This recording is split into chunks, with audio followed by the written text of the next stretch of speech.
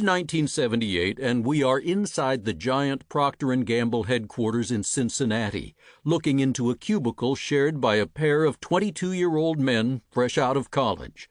Their assignment is to help sell Duncan Hines brownie mix, but they spend a lot of their time just rewriting memos according to strict company rules. They are clearly smart. One has just graduated from Harvard, the other from Dartmouth. But that doesn't distinguish them from a slew of other new hires at P&G. What does distinguish them from many of the young go-getters the company takes on each year is that neither man is particularly filled with ambition.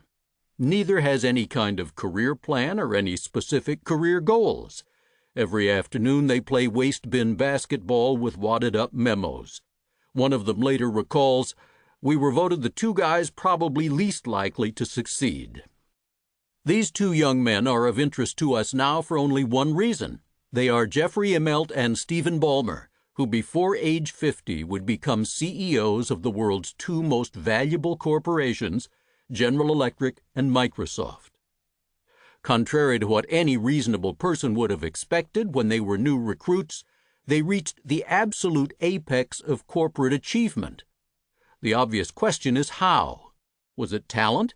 If so, it was a strange kind of talent that hadn't revealed itself in the first 22 years of their lives. Was it brains? These two were sharp, but had shown no evidence of being sharper than thousands of their classmates or colleagues. Was it mountains of hard work? Certainly not up to that point. And yet something carried them to the heights of the business world, which leads to perhaps the most puzzling question, one that applies not just to Immelt and Ballmer, but also to everyone in our lives and to ourselves. If that certain something turns out not to be any of the things we usually think of, then what is it? Look around you.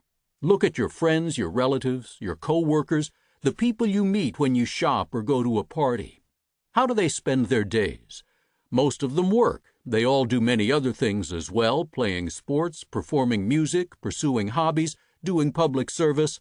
Now ask yourself honestly, how well do they do what they do? The most likely answer is that they do it fine. They do it well enough to keep doing it. At work, they don't get fired and probably get promoted a number of times. They play sports or pursue their other interests well enough to enjoy them. But the odds are that few, if any, of the people around you are truly great at what they do, awesomely, amazingly, world-class excellent. Why, exactly why, aren't they? Why don't they manage businesses like Jack Welch or Andy Grove did, or play golf like Tiger Woods did, or play the violin like Jascha Heifetz did?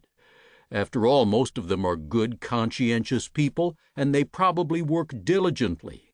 Some of them have been at it for a very long time, 20, 30, 40 years. Why isn't that enough to make them great performers? It clearly isn't. The hard truth is that virtually none of them has achieved greatness or come even close, and only a tiny few ever will. This is a mystery so commonplace that we scarcely notice it. Yet it's critically important to the success or failure of our organizations, the causes we believe in, and our own lives. In some cases, we can give plausible explanations, saying that we're less than terrific at hobbies and games because we don't take them all that seriously. But what about our work? We prepare for it through years of education and devote most of our waking hours to it. Most of us would be embarrassed to add up the total hours we've spent on our jobs and then compare that number with the hours we've given to other priorities that we claim are more important, like our families. The figures would show that work is our real priority. Yet after all those hours and all those years, most people are just okay at what they do. In fact, the reality is more puzzling than that. Extensive research in a wide range of fields shows that many people not only fail to become outstandingly good at what they do, no matter how many years they spend doing it, they frequently don't even get any better than they were when they started. Auditors with years of experience were no better at detecting corporate fraud, a fairly important skill for an auditor, than were freshly trained rookies. When it comes to judging personality disorders, which is one of the things we count on clinical psychologists to do, Length of clinical experience told nothing about skill. The correlations, concluded some of the leading researchers, are roughly zero.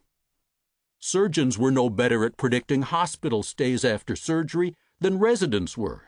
In field after field, when it came to centrally important skills, stockbrokers recommending stocks, parole officers predicting recidivism, college admissions officials judging applicants, people with lots of experience were no better at their jobs than those with very little experience.